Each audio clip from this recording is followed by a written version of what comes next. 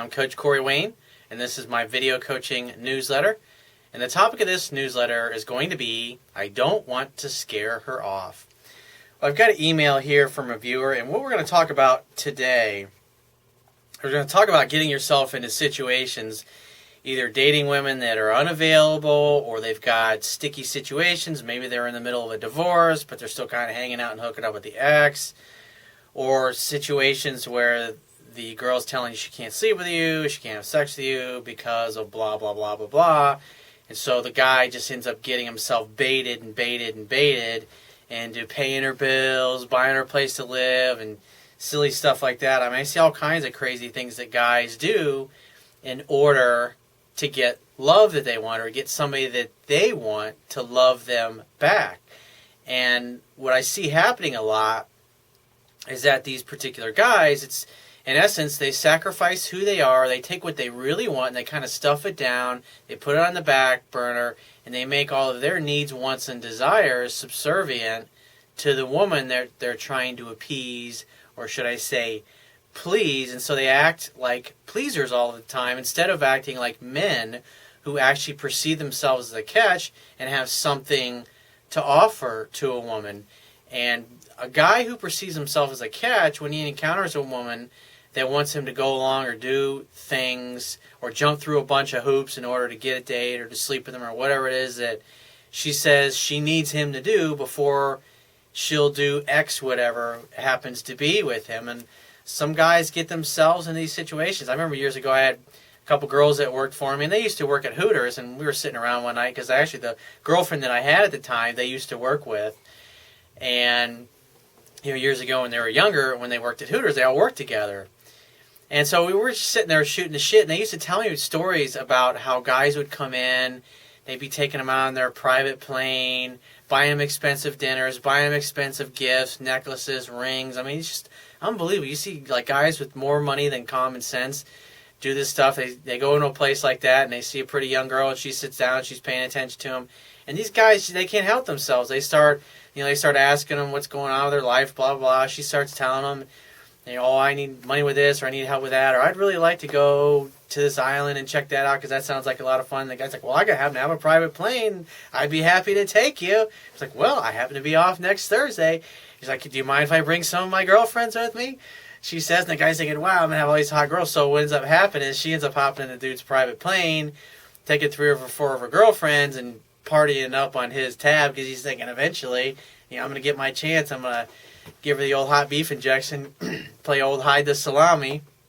It's just a matter of time. And so he goes along with this, flying her all over the place, spending $10,000 an hour on what it costs to gas up and fuel the private plane and fly to wherever it happens to be, pay the food or whatever. And then when he goes in for a kiss, she gives him the cheek and says, well, I'm just not ready yet. It's been too soon since I broke up with my boyfriend. And it's like, I was sitting around having this conversation with these girls, and they're just proceeded to tell me how they would purposely, it's like their attitude was, hey, if the guy's willing to just give himself and volunteer and spend all his money and do all these things, all I have to do is kind of give him a peck on the cheek or let him kiss my cheek every now and then, because these guys just go out of their way to be Mr. Nice Guy, put her on a pedestal, and never act like a man, but act like some kind of butler, like he's there to chauffeur her around, but never get anything from her. And there's just too many guys that are willing to do that.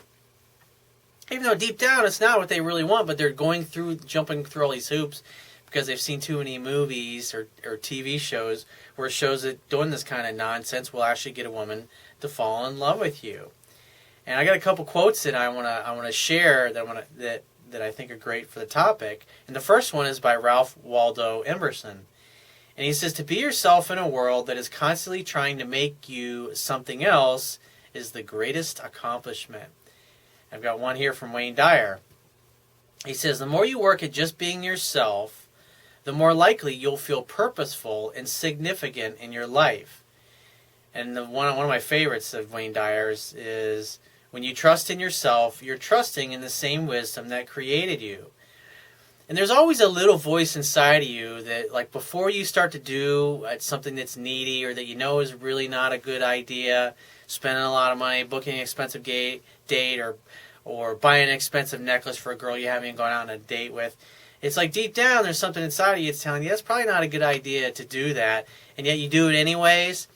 Well, the idea is you want to learn to listen to that inner voice, that part of you that says, dude, I really don't think you should be going along with that bullshit, because it would really save you a lot of trouble. So I've got this email here, and he says, hey, coach, currently I'm dating 3 girls. However, I generally only see a future with one. She is from work, or I guess they work together. He says, but she has a boyfriend. There's always a but in there. You notice how it's like out of the 3 women he's dating, the one he likes the most is the one that is kind of unavailable. Now, when I see this, I see this as a guy who's getting involved with a girl that he really can't have. Is kind of in a way, since she's unavailable, he doesn't really have to worry about deep down getting into a relationship with her because she's got a boyfriend. Or he has a belief running around that says, I don't deserve to have what I want. So when he comes across a woman who really can't be with him in the way he wants or give him what it is that he wants, it's kind of in a way, it's like when you think back to it, like how, like for me personally, like how the relationship I had with my mother, she wasn't affectionate, never said I love you, never gave us any kind of affection and made us feel loved. And so in those particular situations, in a way, I never got the love that I wanted from my mother. And so like what I saw in my 20s was that I got myself involved in a lot of entanglements romantically with women who either had a boyfriend or they were in the process of breaking up or they had something they were going through. And so I figured, hey, I'll just be there for them for a while. And then once they get through their shit, then they'll want to date me. Now, what I ended up doing was getting stuck in friend zone. But I noticed a pattern that I was constantly getting myself into situations with women that for whatever reason or another, whether it was another dude or another relationship or some emotional drama or an excuse, there was something that got in the way of me and her being together. And it's like, in a way, it's like a playing out exactly what happened in childhood. In other words, here I am wanting love from these particular women that I wanted, just like I did when I was a little boy, and I never got it from my mother. And so it's like the same kind of pattern. So in essence, it's what I was emotionally used to. And so I would ask you or offer that you should look at yourself and say, is this kind of like a relationship that was unfulfilled in some way, like from childhood? And you can kind of see a pattern. Because the idea is that you want to get involved with women who are single and ready to mingle, meaning they don't have an ex-boyfriend that they're trying to figure out their relationship with, or there's not some emotional thing going on, or like, oh, I got to get through my divorce, or oh, I got to get over my health problems, or whatever it happens to be.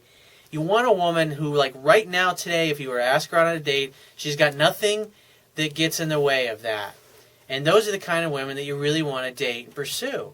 And so you got to look at yourself and analyze, not only the guy that wrote me this email, but anybody that happens to be watching this, is look for these signs. Or you ask yourself, am I getting myself into a situation here with a woman I potentially can't have because it's like the pattern of what I developed in childhood, always going after things or wanting love from someone who's never going to give it because they can't or they won't for whatever it happens to be. It's like, in a way, the only reason you stay in those situations is because, in essence, deep down, you feel that that's what you deserve, that because it's emotionally familiar because of what you experienced in childhood.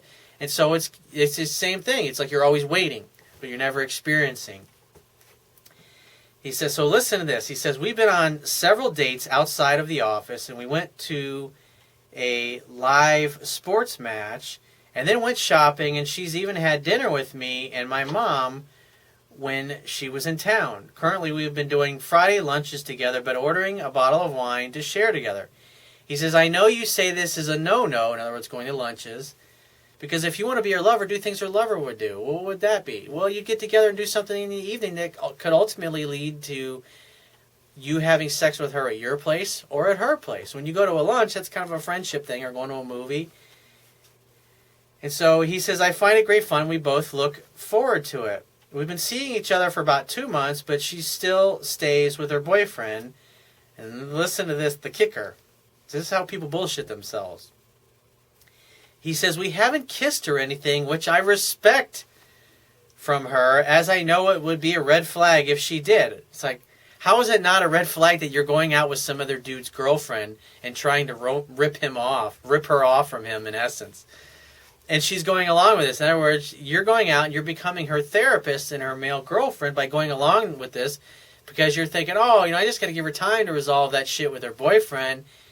In the meantime, she's still continuing to fuck him, but you've basically become her emotional outlet and her therapist because, hey, you're all too happy to go to lunch and do friendship things with her. This is the kind of stuff that you do. It's like, I used to do shit like this too when I was younger and I was inexperienced. But it's like you never get anywhere doing this. And plus, your life is like zipping by. And plus, you're spending money on a chick that's going nowhere. And like, these are the kind of things like, hey, give me a call when you want to hang out. Or give me a call when you figure out the situation with your boyfriend. I'd love to see you. And then she calls you. You arrange a date to hang out, have fun, and hook up. And that way, since she's reaching out to you, she's pursuing you. And that's always the best place to be with women. Because it's a scientific fact that women are more attracted to men whose feelings are unclear. And when you apply the things that I teach, it facilitates that. When she becomes a little unsure of herself or she hasn't heard from you because you want her, but she says she's unavailable. And so your attitude's like, great, give me a call when you're free to get together. Give me a call once you figure out that situation. I'd love to see you. And then so when she calls you, you just assume that the reason she's calling you is because she's resolved whatever situation she has. And you don't even need to bring it up. You just say, hey, great to hear from you. Why don't we get together? When are you free? Let her tell you. And if you've been hanging out with this girl for 2 months, I mean, hey, well, I'm just in the mood to hang. Why don't you grab a bottle of wine, come on over to my place, we'll make dinner together. Hang out, have fun, and hook up at your place. I mean, it's really simple. He says, listen to this. He says, I want exclusivity with her, but I don't want to scare her off as she will be safe and stay with her boyfriend. Any help would be greatly appreciated. Well, my suggestion is to remove yourself from this situation altogether. And stop calling her, stop texting her, stop pursuing her. She has a boyfriend and she's obviously happy with him, and she's just using you, obviously, because you're all too happy, obviously, to pay for these expensive wine lunches that you're having and be her therapist and be her gay male girlfriend that doesn't get anywhere with her. And go along with these things. And obviously, I know you deep down, this can't be making you happy. It's not a kind of situation you really want to be in. Obviously, you want to kiss her, you want to make love to her. I'm sure you're fantasizing about all that stuff. But at the end of the day, this girl is unavailable presently. And so stop calling, stop texting, stop reaching out in any way. And when you hear from her, you just say, hey, great to hear from you. I'd love to see you when you're free to get together. Let her tell you and then say, hey, well, I'm just kind of in the mood to hang, so why don't you grab a bottle of wine and come on over to my place. 8 o'clock Thursday night. I'm available too, so just come on over at 8 and we'll make dinner together. I'll take care of the food, you take care of the wine. Sound good? Great. You got my address? You text it to her, send it to her, give it to her, the phone, whatever happens to be. And say, great, I'll see you then. And then get off the phone. That's all you got to do. And then in the meantime, you should be applying what I teach with other women so you can have an abundance of dates. Because when you have lots of other women, you won't get involved with situations like this with chicks that are trying to still figure out things with their ex-boyfriend. And more than likely, she's getting what she needs from him, and that's why she's not leaving. And plus, she's getting the emotional support that she's not getting from her boyfriend with you, because you're all too happy to go along with it and sacrifice your needs and wants in order to be what you think she needs to be. So if you appreciate the value of what I offer, you can go to my website. You can purchase a copy or download a copy of my book. The link's underneath the email sign-up box. If you really want to show your appreciation for the articles that I offer, the YouTube videos, or the ebook, you can go to my website, and there will be a toolbar at the bottom of your screen. Click the PayPal donate button and donate any amount that you feel is equal to the value of the information. And if you want to get my help right away to help you out with a situation that you're in, whether it's business, career, dating, relationships, pickup skills, you want to start a business, you want to work on an exercise program or get healthy, lose weight, whatever it happens to be, go to my website, and at the products tab, which will be at the top of your screen, just click the tab and follow the instructions for booking a paid phone coaching session with yours truly. And I will talk to you soon.